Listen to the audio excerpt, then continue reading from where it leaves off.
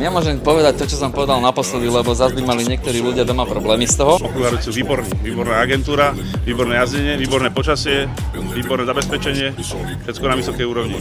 Určite lepšie ako voľné jazdci sú okruhári, z toho dôvodu, že keď som ešte v podstate nováčik, na tých voľných jazdách sme boli jazdci všetkých akože tých kategórií, čiže tí rýchlejší ma vlastne stále potom obiehali sa na krutách a to im bolo dosť také nekomfortné, keď ma obiehali, že centimetr do mňa boli.